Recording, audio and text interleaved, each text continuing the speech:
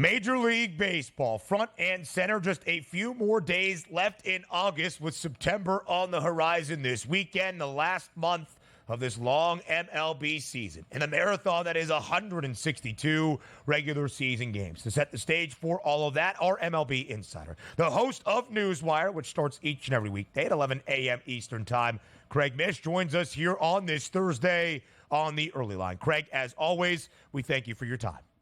Of course. Oh, you're lying to everybody. MLB front and center, Ben? Come on. We know what's going on tonight. We know what's going on this weekend. Segment. Craig, I don't make the plans. Gators and Canes, we want to start Saturday. calling this Daily Gridiron, and we get your take on Florida. That's good by me. You know, I'm just saying. Yeah. Talk to your bosses. Talk to your bosses. We can figure something out. Talk to me, Craig. There's no doubt about it. Talk to me. Go ahead, Craig. You can talk. Talk to Donnie. We're doing hoagie reviews, if that's the case. Yeah.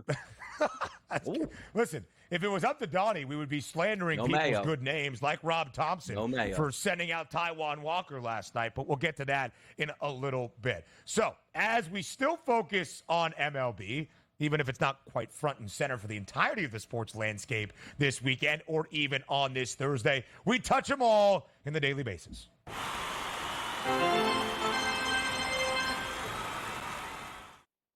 Craig, last night in the Twin Cities, the sweep complete for the Atlanta Braves. They take all three against Minnesota. First two games, a ton of offense. Yesterday, they turned to Chris Sale. 15 wins this year, tied for the most in the bigs, alongside Tarek Skubal, lowers the ERA to a 2.58 number. That's the best in MLB. He is running away with the National League Cy Young Award in Atlanta. Wins all three games in Minneapolis. Craig, a Braves team that has dealt with a litany of injuries this year. But is Atlanta starting to figure things out entering the final month of this regular season?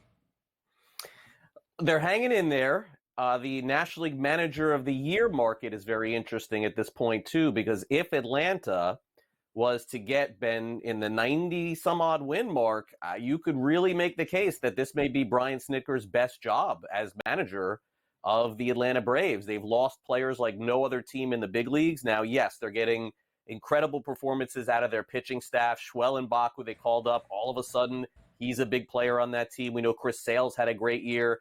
And then on top of it, I think the biggest surprise of all is the player who has carried, and let me say, has carried the Atlanta Braves offensively, Marcell Ozuna, in and out every single night. It's just not a stunner to me to see him hit 30, 40 home runs. But the batting average is up. A couple of years, he's going to be a free agent again. So you give credit to Atlanta for hanging in there. I mean, I don't think they're going deep into the postseason with all the losses that they've had, but you can't put anything past them right now. Well, 4 games coming up against the Philadelphia Phillies in Philadelphia could help determine who wins the NL East. But if we are taking a look here at some of the odds markets to win the Cy Young in the NL and also the Rookie of the Year, it's Chris Sale now as a decided favorite here. Minus 650 price at the FanDuel Sportsbook, followed by Wheeler and Hunter Green. If we're looking at the National League Rookie of the Year markets here, it's Jackson Merrill at a minus 280 price, followed by Paul Skeens at a 2-1 price. Looks like the Cy Young Award is basically wrapped up in Sale's favor. But that Merrill Skeens, intrigue down the stretch could just be Merrill's playing good baseball and will continue to play good baseball. And Skeens, maybe he doesn't even finish the season because the Pittsburgh Pirates hang it up for him.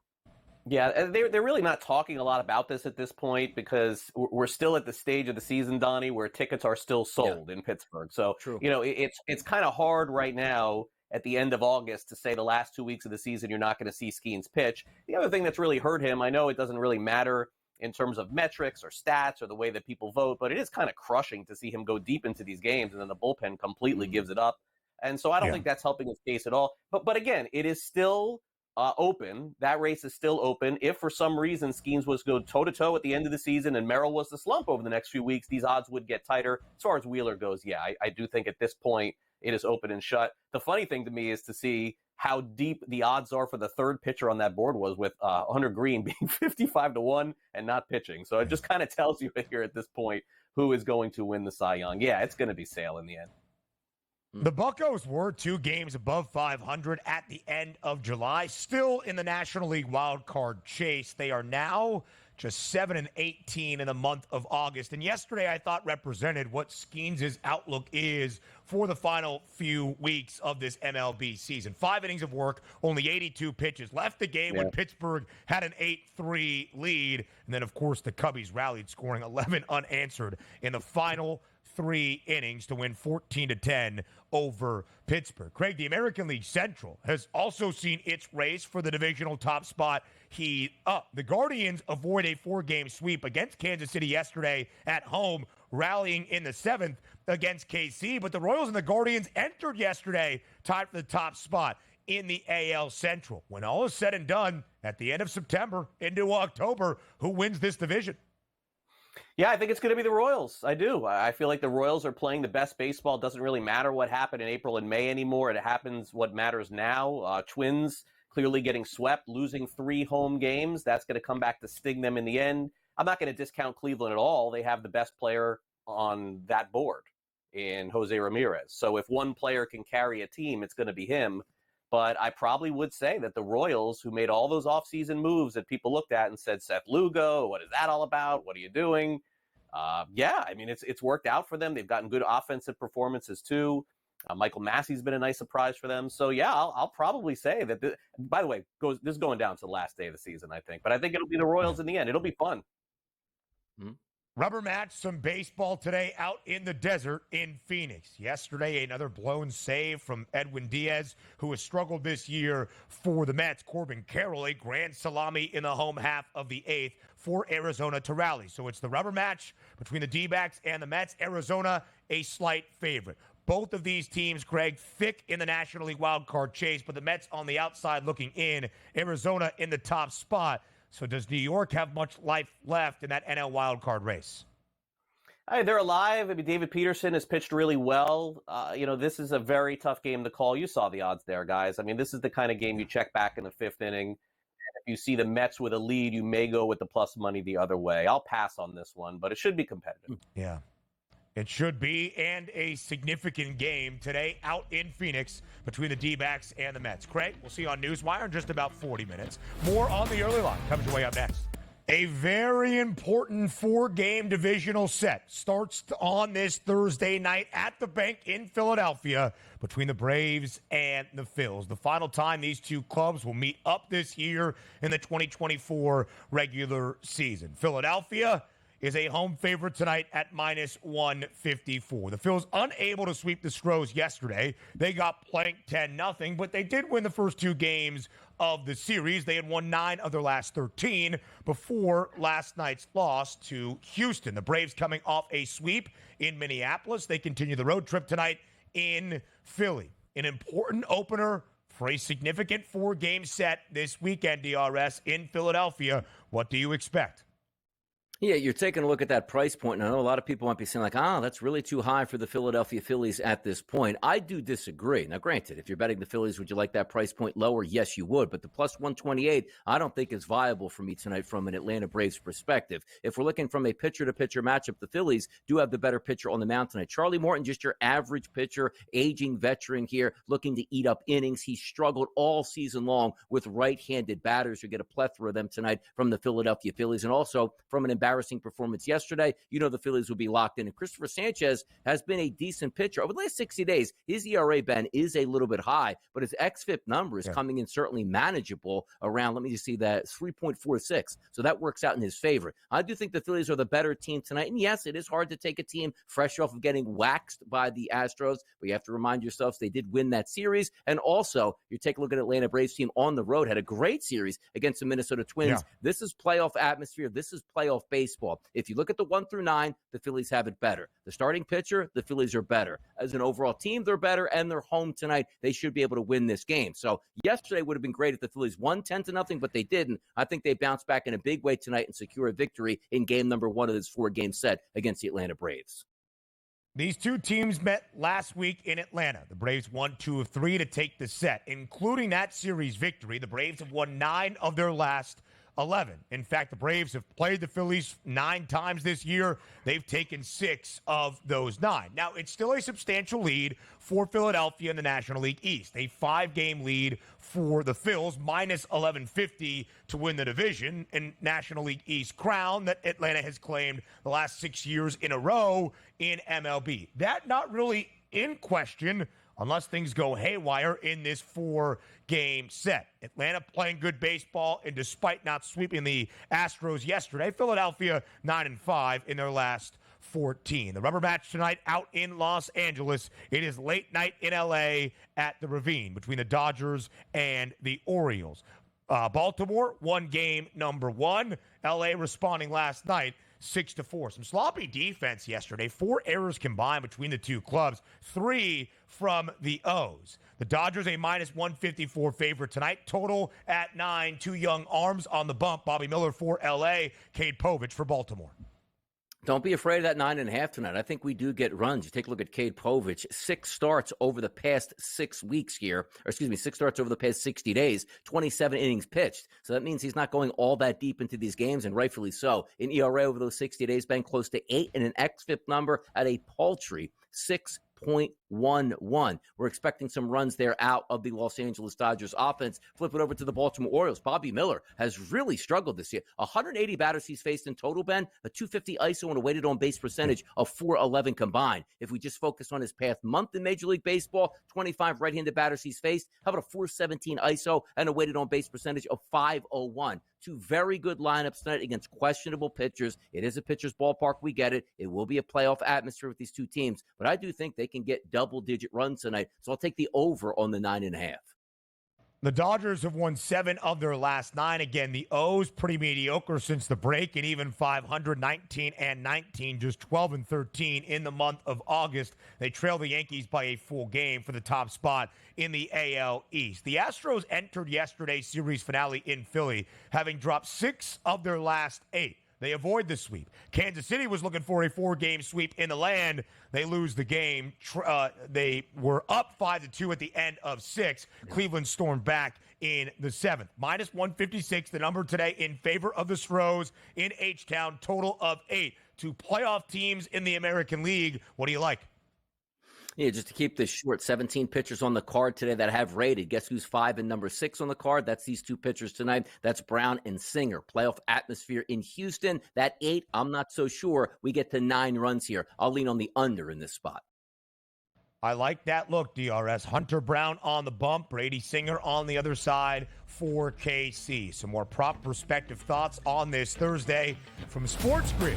Tom Vecchio up next. Look at the jacket and the monitor behind his head. He joins us here for a Thursday prop perspective on the early line all across the Spiz Grizz. He is Tom. Donnie's on the right side, and I am Ben. Plenty to get to here today with the jack of all trades. That is Vecchio, a season-long prop in the National Football League. 1 week out from the season debut in the NFL between the Chiefs and the Ravens. Some early thoughts on that game 7 days away. And, of course, it's another day in Major League Baseball. Vecchio, are you ready to do all of those things here on the early line?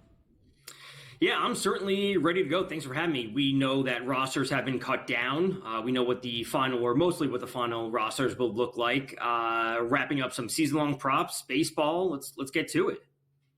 So let's talk one of those season-long props to begin. Year number 2 for Derek Carr in the Big Easy as the starting quarterback for the Saints. Year number 1 wasn't necessarily successful offensively, but the pieces remain in NOLA. Tom, what is your expectation for Carr as the signal caller of the Saints this year? Yeah, my expectations are pretty modest overall, and frankly, my favorite prop for him is going to be under 21.5 passing touchdowns. You know, we've seen some questionable decision-making and questionable outcomes from Derek Carr, but this is not just about him. This is about the offense overall. They have a bottom 10 offensive line, which is never good when we do have a quarterback that does, present some inconsistency. They do have a very favorable strength of schedule, which obviously pointing in the right direction, but regardless of the strength of schedule, the offense around him is extremely questionable. I think maybe one of the weakest in the league. Chris Olave is awesome. I am extremely high on him long-term. But outside of him, when it comes to the passing, their backfield with Kamara, Kendra Miller, Jamal Williams, I think is fine. But the receiving option that this was ultimately about, highly questionable. Rashid Shaheed, I think he could have a breakout year. But after him, A.T. Perry, Juwan Johnson, Taysom Hill, and Foster Moreau, like, we're not dealing with like an amazing receiving core outside of Olave. So if the opposing defenses can shut down Olave, like, what's the passing expectation going to look like for Derek Carr? So that just leads me to under 21.5 passing touchdowns. I think Olave can be great on a week-to-week basis. I will certainly be interested in his touchdown props, but I don't expect Carr to have a massive year. Yeah, and I agree with you that too, Tom, because you're taking a look from a perspective where if you come out of the game inside the 5-yard line a couple times here, that 3 to 4 touchdowns that Taysom Hill steals could be the difference between 21.5 touchdowns to the over or under. So I do like that look at it here. But we are 1 week away from the NFL getting started, and that's the Baltimore Ravens taking on the Kansas City Chiefs. 8:20 start. This line bouncing between 2.5s and 3s here. It probably will stay at that 3 level, I would assume, by next week. Do we have any early looks between these two? A rematch of the AFC Championship game. I wouldn't be surprised if we see a somewhat similar game to what we saw last year opening when the Lions came out with a victory. People are going to say, oh, the Chiefs done. No, the Chiefs aren't done. That's never going to happen. So I don't mind taking the Ravens, them exacting a little bit of revenge. Maybe they cover, they keep it close, probably leaning with the under as well. I'll certainly be looking to Zay Flowers for a touchdown and Xavier Worthy getting on the board nice and early for the Chiefs. We know that Hollywood Brown is out, so Flowers at plus 195 for a touchdown, Worthy at plus 160, I think could be a nice way to start the season. Nice. When you look at the Kansas City Chiefs, they have only been a home underdog 4 times since Patrick Mahomes took over as the starting quarterback in Arrowhead. They were a road underdog in Baltimore for the AFC Championship game last year and, of course, won outright. They won their 2nd consecutive Super Bowl, their 3rd Lombardi trophy in the last 5 seasons. Vecchio, as you look at the Ravens and the Chiefs and the overall outlook for 2024, big picture, 2 best prices to win the AFC in the AFC Championship game rematch from last year in the very first game of this year. If I gave you the option, would you bet on both of these teams being back in the AFC title game this year? Just one of the two or neither of the two, which would you wager on? It would be one of the two, and that would be with the Chiefs. I think that is pretty easy to say. I think the Ravens are going to be in for a good season. I have a slight amount of interest in actually under 10.5 wins for them. I think them ending with 10 is very reasonable. They have the 4th toughest strength of schedule right now. So them making the playoffs, sure, lock that up. I think that's fine. Chiefs obviously winning their division. That's totally fine. Coming to the playoffs, though, the Ravens, if they don't have home field, maybe they don't win that division. Certainly going to be tough, but them having to face some combination of the Bills, the Dolphins, the Bengals, maybe the Jets, like that's not going to be an easy road if they don't have a first-round bye. So I'll side with the Chiefs. I think I'll just play it safe with that one as we've seen time and time again.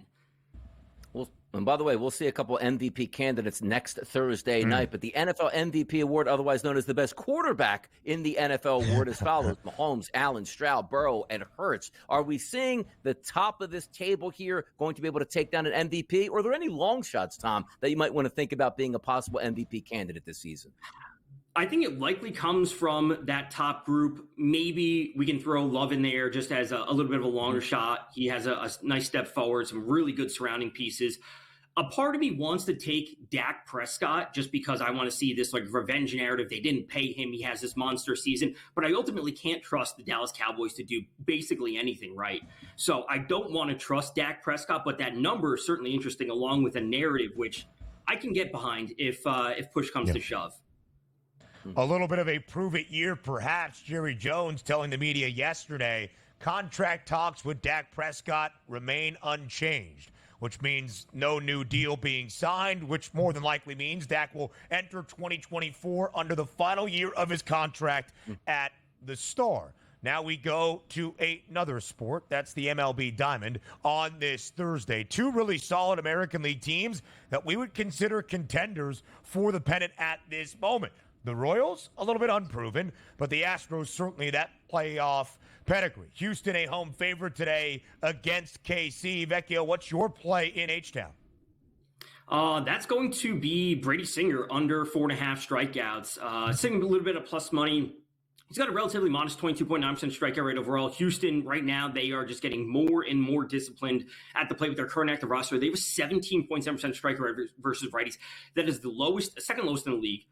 Brady Singer doesn't go super deep in this into games overall. You guys spoke about that in the last segment. I am fully on board with the under in this one. Pure pitchers duel in this one. Not a whole lot of offense. Maybe a few hits here and there. I think there's going to be some pivotal big hits, but a true playoff type atmosphere. Give me Brady Singer under 4.5 strikeouts. Let's take a look at the nightcap tonight. 10-10 start on the West Coast. Baltimore and Los Angeles. Povich versus Miller. Not the greatest pitching matchup overall. Total listed at 9, but a favorite for the Dodgers at -154. What's a good look here for that Dodgers-Baltimore game? That's keeping it super simple with Mookie Betts for 2+ total bases. Cade Povich, I know he was a high prospect or a highly rated prospect for the Orioles, but not been good this year. 48 inning sample size, 389 WOBA allowed to righties, a 537 slugging allowed. So let's just take Mookie Betts at a little bit of plus money. Awesome versus lefties with a 150 WRC plus. He's got a 326 BABIP. He has a 6.7% strikeout rate versus lefties, which is insanely low. So he doesn't waste chances. We know that Freddie Freeman and Will Smith are going to be behind him. Otani will probably already be on base, so they can't pitch around Mookie. Super simple with Mookie for 2+ total bases tonight. I like that look out in L.A. It's the rubber match between the Dodgers and the O's. Tom, in this final minute, it's the opening night in Philadelphia of a 4-game set between the Phillies and the Braves. A divisional duel, a significant series. Philly still has a 5-game lead for the top spot in the division, but the Braves have won 9 of their last 11, including a series victory at home last week over the Titans. Philly a home favorite tonight, total of 8.5. How does this series get started tonight at the bank? It gets started with a lack of scoring. Both pitchers are medium contact ground ball pitchers, specifically Sanchez, like a very heavy medium contact pitcher, does not allow fly balls, does not allow a lot of hard contact. So super fun series, like especially in a weird time of baseball before we're actually at like the stretch run, but a pure lack of scoring tonight between this one, the Royals series as well. Good pitchers on the mound tonight. I think Morin's obviously a little bit worse. I'll take the Phillies winning the series. I'll take the Phillies winning tonight, but under 8.5 overall. That's music to Donnie Right-Side's ears again. Way to endear yourselves to your new coworkers. We appreciate you, Tom Vecchio. Thank you for being